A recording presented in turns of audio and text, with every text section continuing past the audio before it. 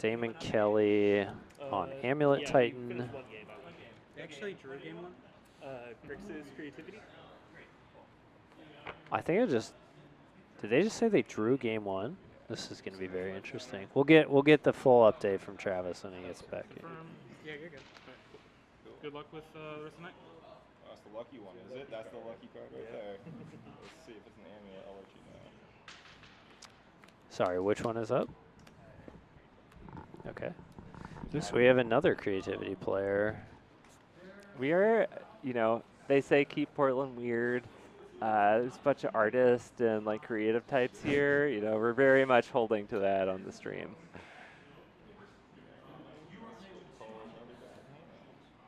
We're making some assumptions, chat. We're assuming 4-color creativity. We're going to find out. We're going to find out what is happening.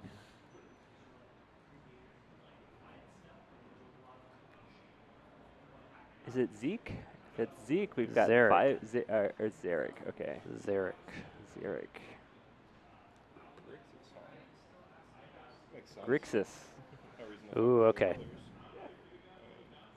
others. We started doing something this event where you can fill out a Google form and give us some information, which is super helpful. So if you're coming down and playing on Mondays here at Guardian Games, you can, fill out a form, populate a little spreadsheet, put your deck list link up, and I want to shout out to Anya and the folks working at Guardian Games for helping make this stream easier for us.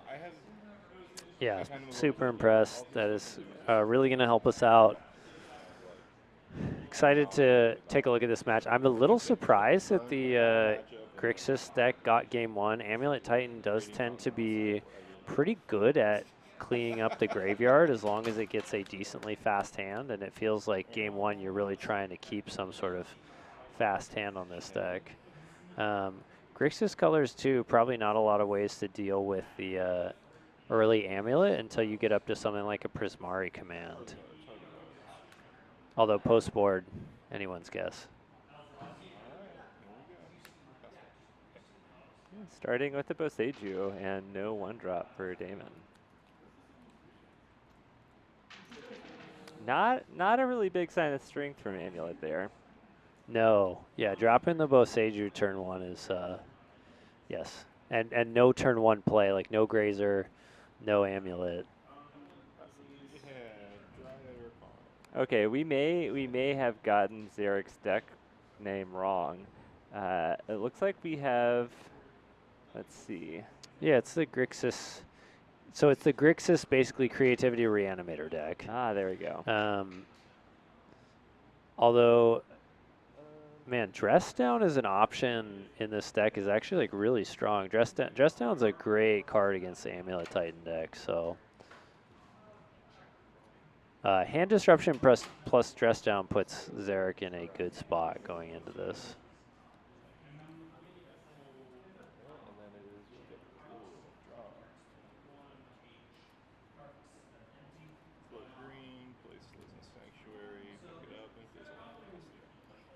Yeah, this is all right. This is not a fast hand by Damon.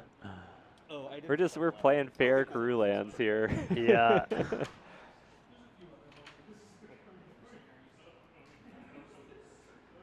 I love Damon because he has like a very infectious laugh, and he'll do that if he's playing a turn 2 Selesnya Sanctuary, bouncing his turn 1 land, and he'll do the same laugh if he's playing a turn 2 second Amulet, Arboreal Grazer into Azusa, into 2 Titans, into kill you. Same laugh. So I think Zarek's sitting on a remand here, so I'm guessing we're going to see a Dryad, even though I can't get quite a great look at Damon's hand. And I'm thinking it's going to get remanded. Nope, well, we just get an Expedition map. That might be worth remanding just to cycle, depending on what's in Zarek's hand, because then you prevent the activation for a turn. Yeah, I actually think that's kind of a no-brainer here. Interesting. Tainted Indulgence. Kind of displaced Faithful Mending there that had brief time in the sun. Are you sure there was a remand in hand? I was, yeah, but pretty sure. All right. I could be wrong. May have mistaken that Dress Down for a remand.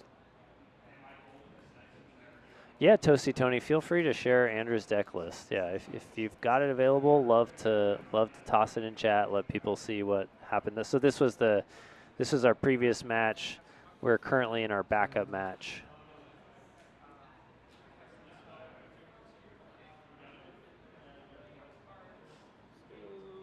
Oh, it's also possible that we have links blocked. So we will go ahead and share it.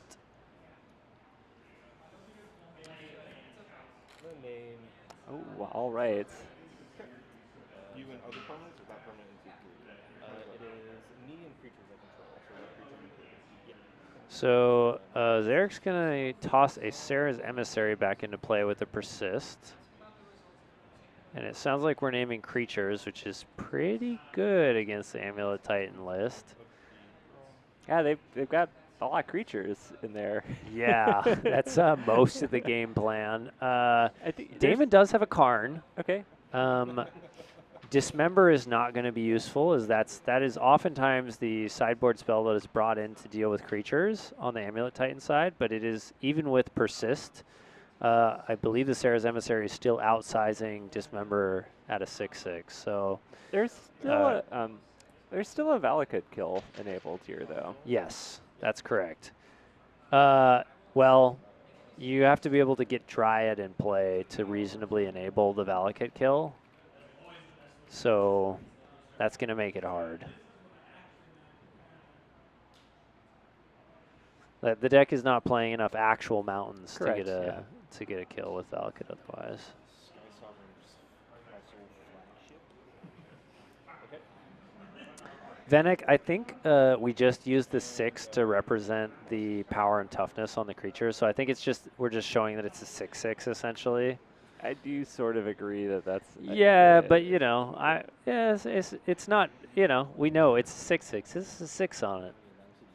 I actually when I play games of Magic and paper, I ask that people correctly represent counters because it matters sometimes. Sure. Because there's stuff that can add counters, remove counters, negative counters, and yeah. So like you have to be honest when people ask you what is the power and toughness of this creature. But I don't like shortcutting dice for like game state. I don't think it's malicious at all. Yeah, agreed. Ooh, interesting. So that may have been another persist drawn by Zarek, but if that is the case, then Zarek is mixing up some arts, which is, you know, great personal choice if you're about that. Yeah, that does look like a persist there. I Can't don't quite see what's in the rest of the hand, though. We don't have a big angle to look at here. I don't think there's anything else particularly juicy in the graveyard at the moment.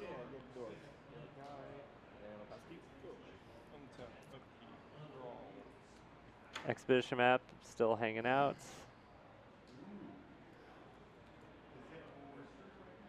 Play this cavern on Nymph. Cavern naming Nymph. Play this guy ship. ETB will hit the dwarf. Okay, I mean, getting the dwarf off the field of the skyship, but the skyship needs a crew. Crew or creatures, Travis.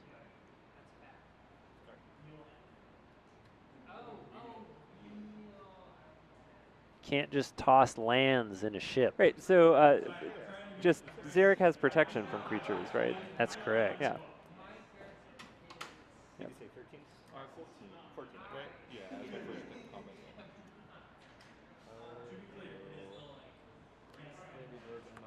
Another Dwarven Mine for Zarek. Oh, yeah. Yes. I was thinking that Damon could not cast the Dryads. Yeah, definitely can You cast should have the corrected Dryads. me way earlier. Now I sounded like an idiot in front of the whole internet, Travis, for like the last 4 minutes. Only 4 minutes? I mean, we've been doing the stream for a while. Oh, come on.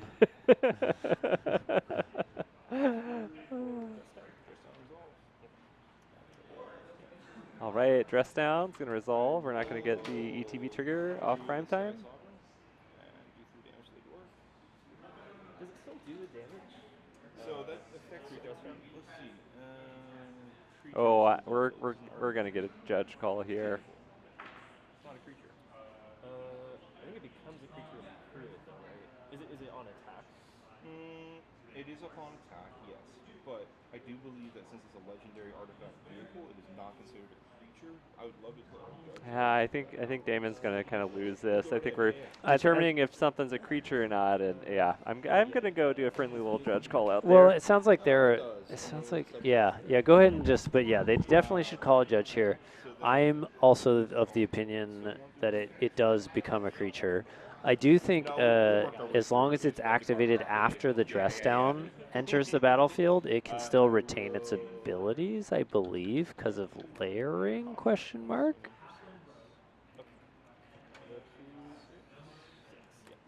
You can attack, it just doesn't deal any damage.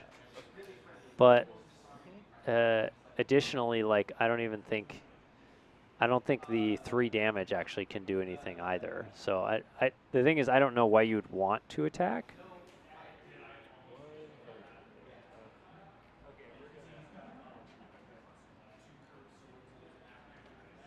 Hey y'all, I'm gonna get a judge because what y'all had is like complicated with the abilities and dress down and stuff. No, but Oh, for sure, yeah. please do. Yeah, No, please do. Thank you.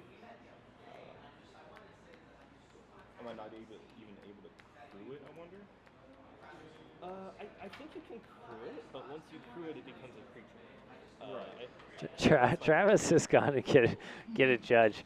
We're gonna get a judge on this to just clarify and make sure that we have properly properly assigned things in this game state. They then played dress down. Then it was the response to the Primeval Titan. That is correct. So then I crewed the Sky Sovereign and attacked. We both agreed that because it becomes an artifact creature, that it wouldn't have the ability to deal 3 damage. And then I attacked him for 6. That was the board state. This was tapped down, and that was on the board. I'll double check, but I believe the way crewing works is that it gains the abilities. Oh, so it wouldn't even be able to become a 6/6 or 6. Well, no. So basically, to my understanding, I'll double check this for you. The way crewing works is it becomes a creature and then gains the abilities. Because of timestamps, Dress Down would remove abilities, and then Sky Sovereign would gain the abilities. So it would be applied through Dress Down. I will double check that for you. Please, thank you. Yeah, that'd be relevant.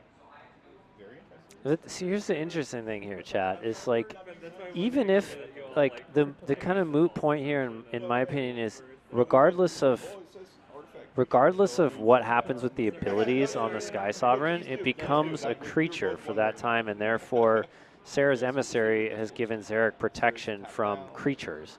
So any sort of attack and or the damage that it might deal should all be nullified by the Sarah's Emissary in the first place. Oh my gosh, Emissary doesn't have abilities at the moment. Are you still making yourself look silly? When Yeah, I am.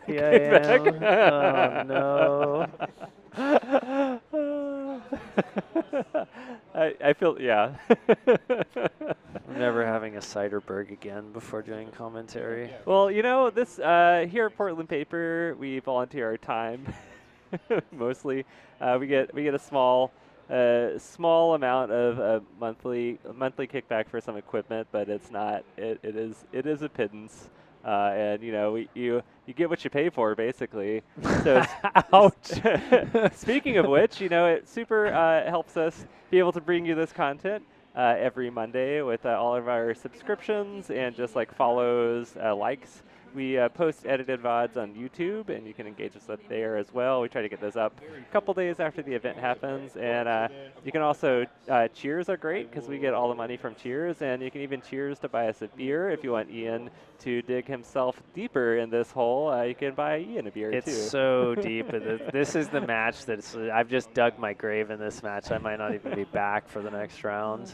The hole is deep enough to handle us both.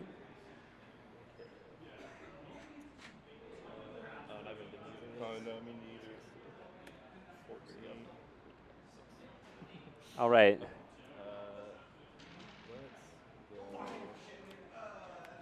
Yeah. Making some crabs, making some clues. Hard evidence is I love that card. It's a really cool card to have in the format. I'm in absolute agreement with you there. Jack Cronin, it is in fact that.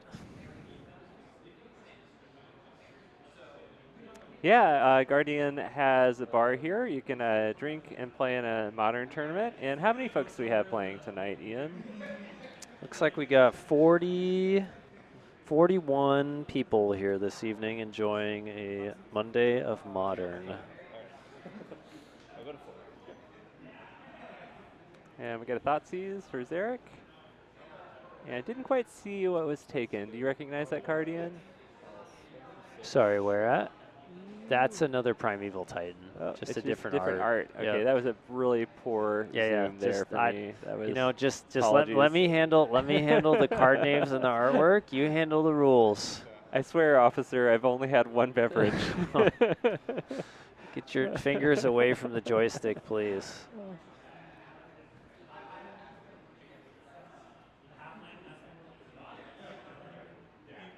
Okay, so we find ourselves in this interesting position again, where, like you were saying, Dryad of the Elysian Grove, provided there is not another dress down that comes into play, is going to be the only way that Damon's going to be able to get damage into Zarek, I believe, is Dryad plus Valakut.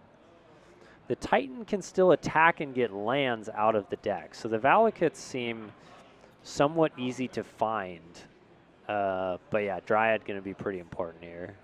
I might like even attacking with the Titan to get Valakut plus Absolutely. one other land. Maybe you get Teleria West. Or, oh, that's just so interesting. I feel like it's going to take a couple searches, but we still have this expedition map hanging out. And so, yeah, I think there's potential here to piece together a kill with an attack with Primetime and Valakut triggers if you can search up a Dryad. So I don't take damage because I prefer still. Oh yeah, the reason you took damage last time is we dressed down. So I think I would have liked So it. players are now figuring out. So Damon had crewed the Sky Sovereign, kind of similar to last time, goes for the swing, and Zarek is explaining again to Damon that the damage is not going to happen because, of course, Dress Down is now gone. That was kind of costly because if you just attacked with Primetime, you would have gotten the search trigger there. You would have, yeah. I mean, again, like super dependent here on whether Damon would be able to get the Valakuts in play, but I believe with a Primetime attack, you would, let's see, you'd be able to get a growth chamber. You're going to have trouble with the blue here because you have T-West, but you have no other blue producing lands in play. So you can't just go for growth chamber T-West even if you attacked with the Primetime because you wouldn't be able to transmute this turn. Yeah, but couldn't you do it the following turn? I and guess then that's attack true, with yeah. for lethal? Yes, Yeah. yes. Yeah, all right, agreed. Very costly.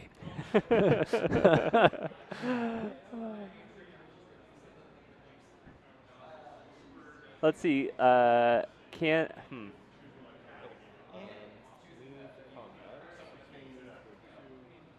there's no real way to do that. To do that at instant speed, yeah, because you have to go through your attack phase, so it's going to be, unless we draw the Dryad here, or, there's a couple draws. You can draw a Dryad, you could draw a Summoner's Pact. There's some live draws in there. Okay. Maybe not anymore. Yeah. Oh, okay. But we're still going to take 3 from the Archon trigger.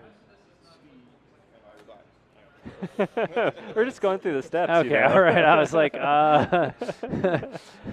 I know I've been off, but I'm pretty sure Damon's still dead. But I like the dedication to, Archon's asking you to do something, and Damon is, following directions here. Yeah, so I guess it wouldn't have mattered for the outcome, regardless there, whether we attacked with the Primetime or not, but still, that's something to keep in mind if you're rewatching this match or watching it on stream, to try to, piece together. I feel like Amulet's all about, like, piecing together the puzzle of like what are your outs.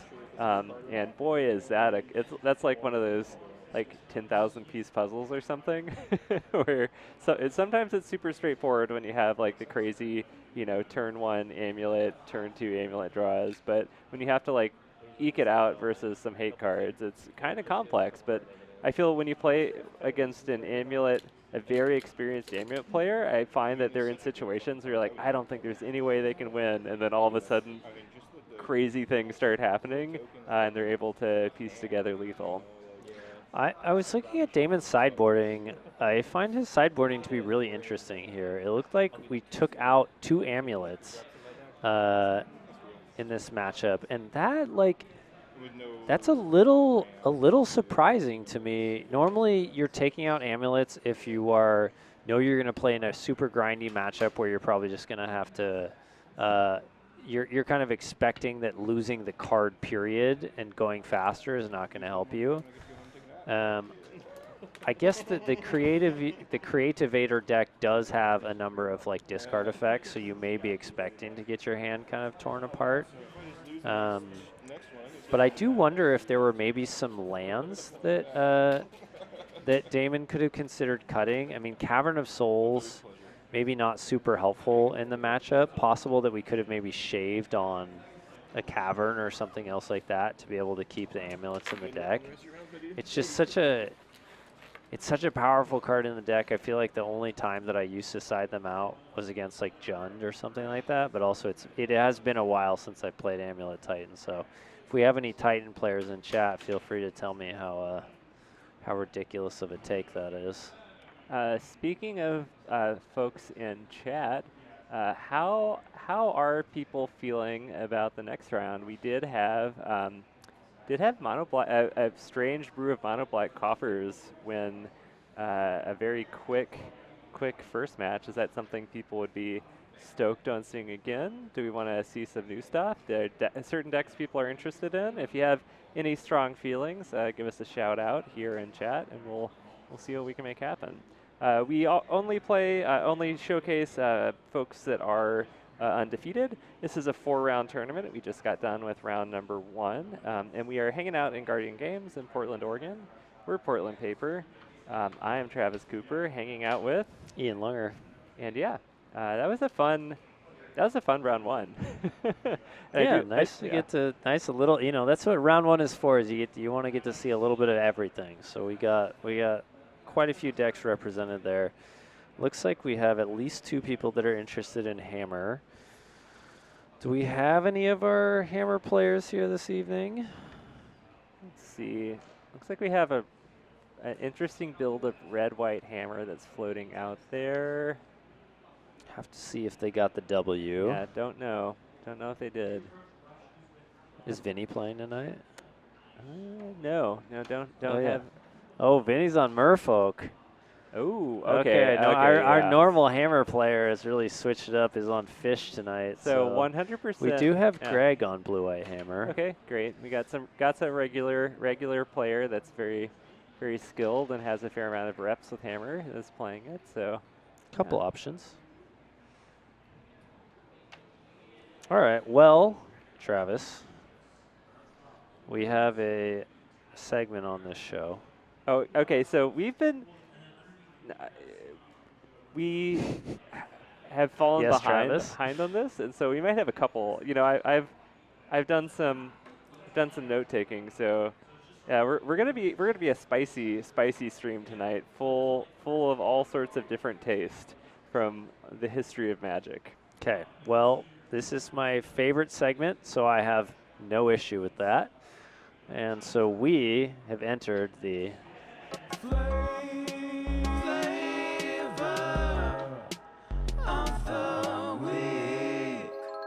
Text me.